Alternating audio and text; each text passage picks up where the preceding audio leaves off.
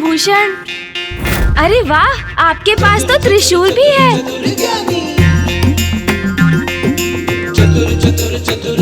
है ना भैया? हाँ। कदाचित भगवान को तो ऐसा ही दिखना चाहिए। पिताश्री तो ऐसा कुछ करते ही नहीं, बस पशु चर्म का वस्त्र धारण करते हैं। उनके तन पर भस्म ही रहती है। साधारण रुद्राक्ष की माला कंठ में धारण करते हैं। किंतु जलंधर जी, आप तो बिल्कुल भिन्न हैं उनसे। हाँ, नवीन युग के नवीन भगवान। भा गए आप तो मुझे। जलंधर जी की जय हो। चतुर गणेशा।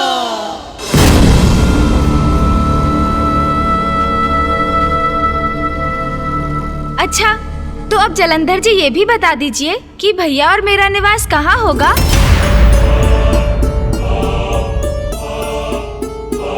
तुम दोनों का निवास कहाँ होगा? अर्थात? जलंधर जी, आपके पीछे खड़ी ये दुष्ट दासी कौन है, जो हमारे वार्तालाप में बार बार व्यवधान उत्पन्न करने का दुस्साहस कर रही है? आप जैसे भगवान को दासियों को इतनी स्वतंत्रता देना उचित नहीं जलंधर जी। मूर्ख, दासी कह रहा है मुझे। मेरे बलश्रेष्ठ इसका दंड देंगे तुम्हें। दासी नहीं है, मेरी पत्नी है वो।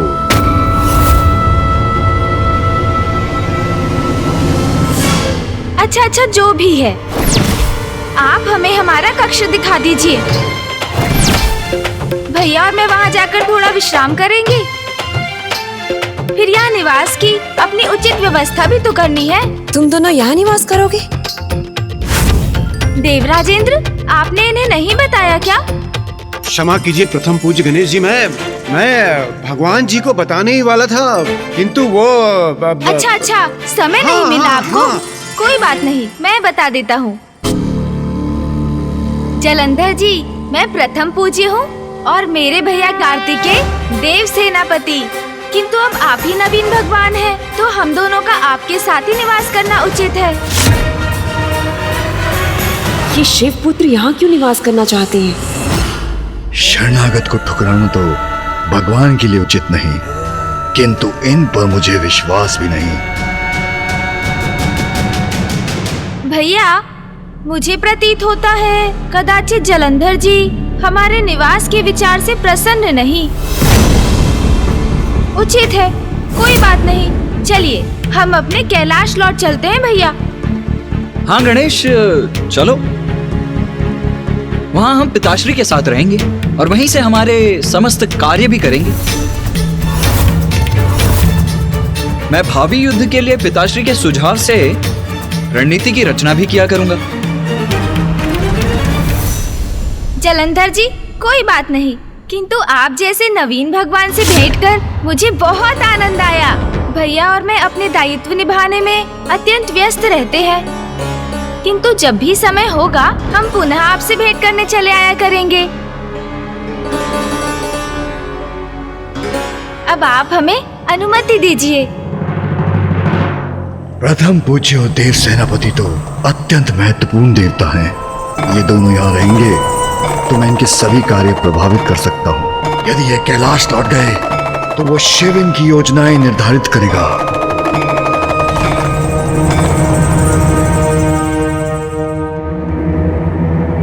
रुको,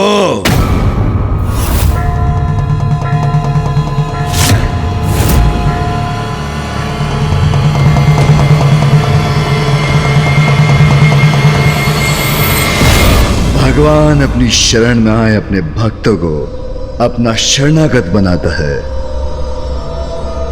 उचित है, तुम दोनों यही निवास करोगे।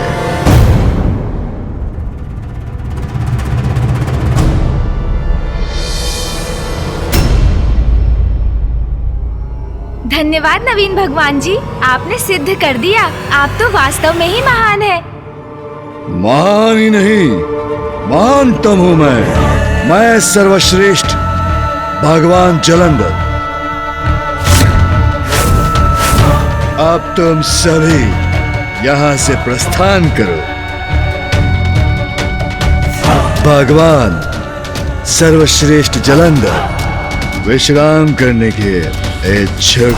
स्वयं को भगवान कहने वाले जलंधर, अब आपका अहंकार ही आपको विनाश की ओर धकेल देगा। जितना विश्राम करना चाहते हो कर लो जलंधर, क्योंकि अब शीघ्र ही तुम्हारा संकट काल प्रारंभ होगा।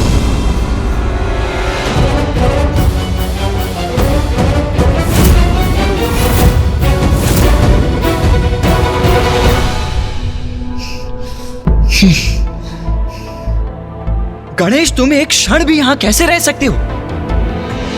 मुझे तो घृणा हो रही है इस स्थान से। मन तो करता है अभी जाऊं और उस जलंधर की ग्रीवा दबाकर अंत कर दूं उसका।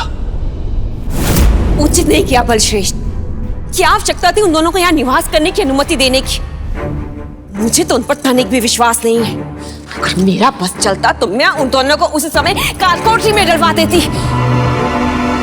मुझ शक्ति स्वरूपा को दासी कह रहा था।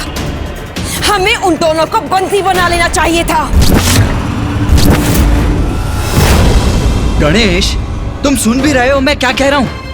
उस जलंधर और उसकी दुष्ट पत्नी पर मुझे तनिक भी विश्वास नहीं है। मुझे तो ये समझ में नहीं आ रहा है कि हम यहाँ समय व्यर्थ क्यों कर रहे हैं। चिंता ना करें भैया, मैं सुन भी रहा हूँ आपको, आपके कथन पर भी ध्यान दे रहा हूँ और शीघ्र उसके लिए कुछ करने भी जा रहा हूँ। किंतु आपको धैर्य पूर्वक कुछ और समय मेरा विश्वास करना होगा।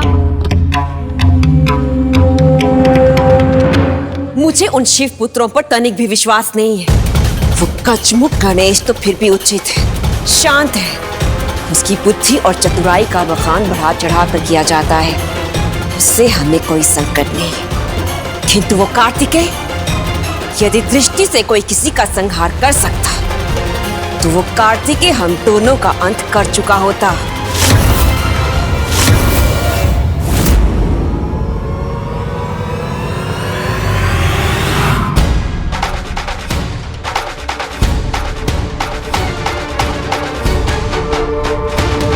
ये क्या गणेश, अब तुम गीली मिट्टी के साथ क्रीड़ा कर रहे हो?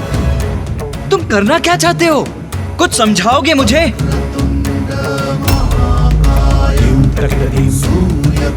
आप शीघ्र ही सब कुछ समझ जाएंगे भैया। बस थोड़ी अवधि के लिए मेरा और साथ दीजिए आप। चलिए, हमें शीघ्र ही यहाँ पार्थिव शिवलिंग का निर्माण करना है। ओह, तो ये आरंभ है तुम्हारी योजना का? हमें उन दोनों का अंत कर देना चाहिए। शांत हो जाओ वृंदा, शांत हो जाओ वृंदा। शिव पुत्र समझ चुके हैं, उनकी पिता की सत्ता का समय अब समाप्त हुआ। शरणागत बने हैं हमारे, प्रसन्न हुआ। भगवान सर्वश्रेष्ठ जलंधर प्रसन्न हुआ। और तुम्हें भी प्रसन्न होना चाहिए। उनके हमारे शरण में आने से तो प्रमाणित हो चुके हैं कि सृष्टि में एकमात्र भगवान मैं, शक्ति तुम।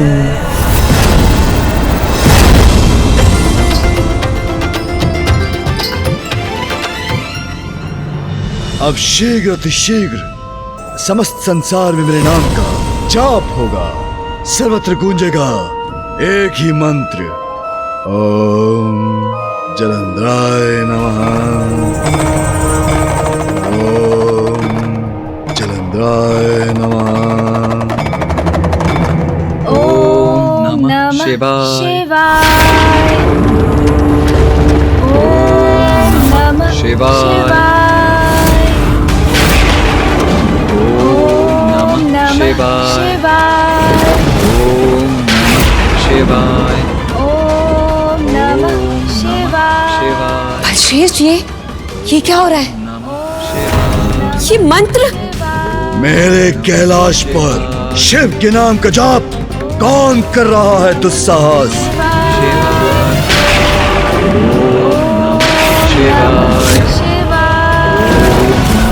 शिवाय। बलश्रेष्ठ, ये स्वर तो भवन के भीतर से आ रहा है। कोई भीतर ही हमारे साथ घात कर रहा है। कदापि सहन नहीं करूंगा। मेरे भवन में मेरे विरोधी के मंत्रों का जाप मृत्यु निकट है उसकी। असल कर रख दूंगा अभी की अभी।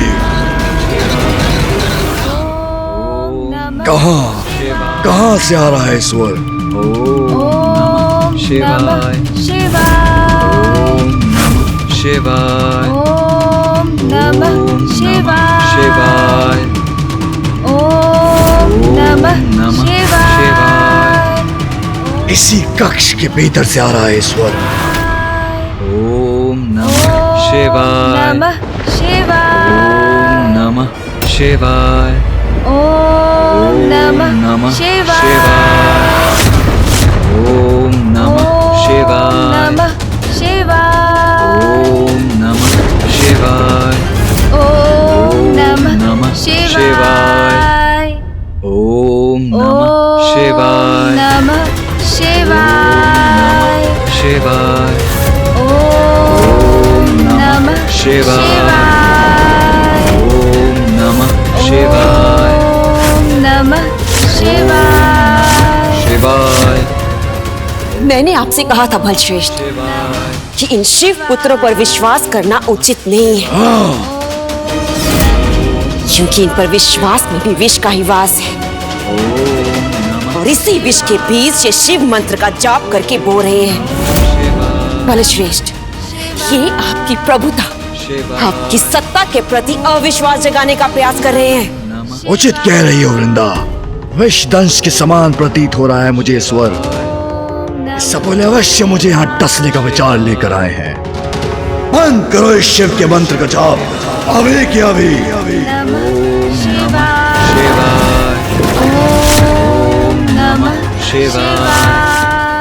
अनुमति नहीं, इसे रोको अभी की अभी।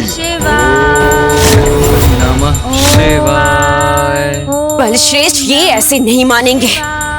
आपके आदेश की ऐसी अवमानना के लिए इन्हें कठोर से कठोर दंड दीजिए। दूंगा, उचित दंड दूंगा इन्हें। ओम नमः शिवाय। इस दुष्ट गजमुख गणेश के कान खींच कर खड़ा करता हूँ। शिव मंत्र का जाप करना तो क्या, उसे सुनना भी भूल जाएगा। शिवाय। ओम नमः शिवाय। नमः शिवाय। ओम नमः शिवाय। नमः शिवाय। ओम नमः गणेश को स्पर्श करने की भूल भी मत करना जलंधर। नमः शिवाय। ओम नमः शिवाय। ओम नमः शिवाय। ओम नमः शिवाय। ओम नमः शिवाय। जलंधर, तुम्हारा हाथ पुनः आगे बढ़ा तो उसका दुष्परिणाम सह नहीं सकोगे तुम। ओम नमः शिवाय।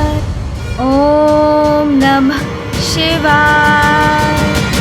ओम नमः बलश्रेष्ठ, आप रुक क्यों गए? ये गणेश अभी भी उस शिव का मंत्र जपे जा रहा है। शिवाय। आप इसे दंडित करने में झिझक क्यों रहे हैं? संकोच का तो कोई स्थान ही नहीं। दंडित तो अवश्य करूंगा इस गजमुख बालक को अभी की अभी। ओम नमः शिवाय। भैया,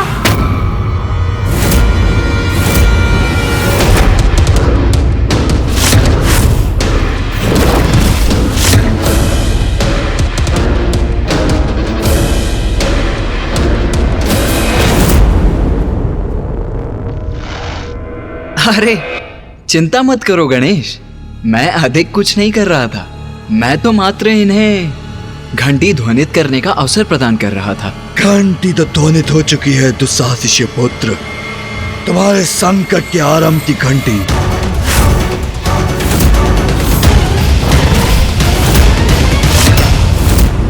उचित किया गणेश, जो तुमने अपने भ्राता को रोक दिया, अन्यथा तुम्हारे साथ साथ इसके भी कान खींचता, धकेल के अपने भवन से बाहर कर देता, अपने कैलाश से। अभी क्या भी। जलंधर जी, हिंसा से कभी किसी समस्या का समाधान कहाँ हुआ है? इस प्रकार उत्तेजित होकर भीतर आने के स्थान पर यदि आप यहाँ शांति से आते, हमारे साथ बैठकर शिव मंत्र का जाप सुनते, तो निश्चित ही आपका क्रोध शांत हो जाता। तभी के तभी। इतना दुस्साहस! मैं भगवान जलंधर तुम्हारे मुख से ओम जलंधराय नमः का जाप सुनने के स्थान पर मैं शिव के मंत्र का जाप करूं? अंतिम चेतावनी दे रहा हूं तुम्हें, या तुम्हें तो क्या, किसी को भी शिव का नाम लेने की अनुमति नहीं। किंतु भगवान का नाम लेने में किसी की अनुमति की क्या आवश्यकता है जलंधर जी? बस बस बस, बहुत हुआ बालक। भूल गए हो क्या मैं तुम्हारा भगवान हूँ? ये मेरा कैलाश है, मेरा निवास है। मेरी अनुमति से तुम यहाँ निवास कर रहे हो, शरणागत हो, किंतु आभार मानने के स्थान पर मेरे ही निवास में उस शिव का नाम ले रहे हो। द्रोही हो तुम। इसका दुष्परिणाम तुम दोनों को भुगतना होगा, और वो भी कारण व्यक्ति अपने वाणी और अंगों से नियंत्रण खो बैठता है, और वही स्पष्ट आपके हाव भाव में भी झलक रहा है। क्या कारण है आपके इस क्रोध का, नवीन भगवान जलंधर जी? नवीन भगवान नहीं, वास्तविक भगवान है सर्वश्रेष्ठ जलंधर।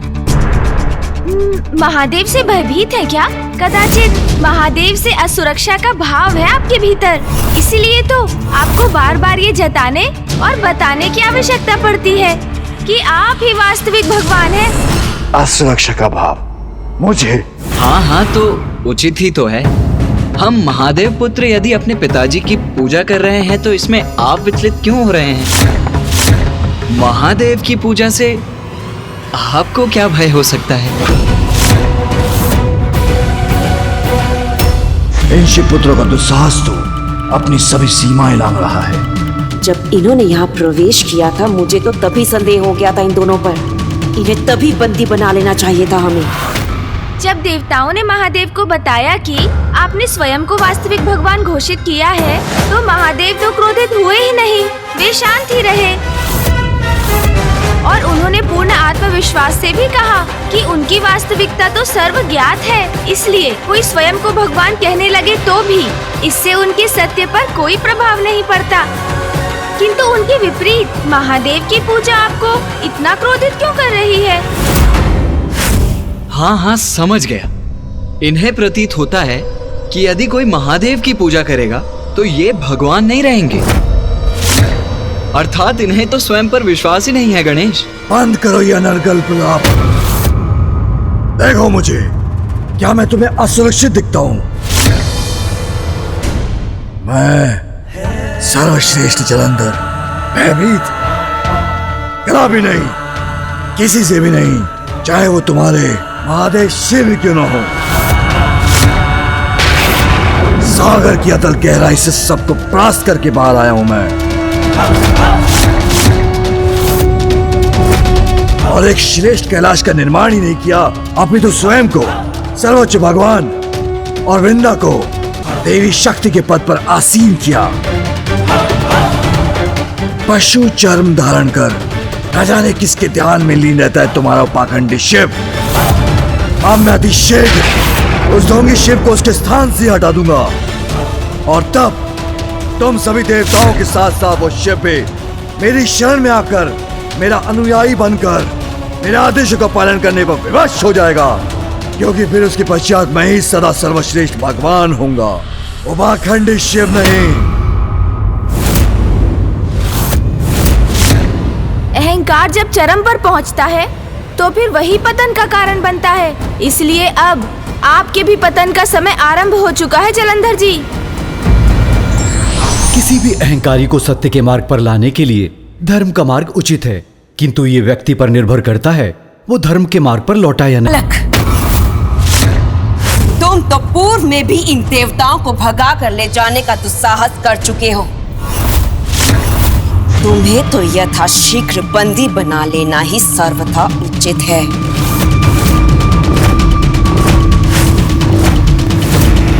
अच्छा, वो तो मेरी एक भूल मात्र थी जो मेरी अज्ञानता के कारण हुई। हाँ, मुझे आभास हुआ देवता संकट में है तो मैं उनकी रक्षा करने आ गया। अब प्रथम पूज्य होने के नाते ये तो मेरा धर्म है ना।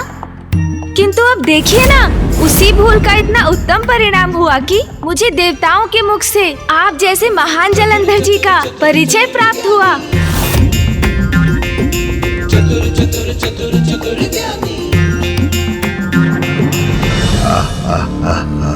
मेरी महानता का प्रचार हुआ हो जिससे वो अनुचित नहीं, ये विचित्र गजमुख बालक उचित कहता है। भगवान सर्वश्रेष्ठ जलंधर प्रसन्न हुआ। भैया और मैं तो यहाँ नवीन भगवान महान जलंधर का अभिवादन करने आए हैं। शिव पुत्र भी मेरा नमन कर रहे हैं। शिव का समय गया, ये जलंधर का समय है।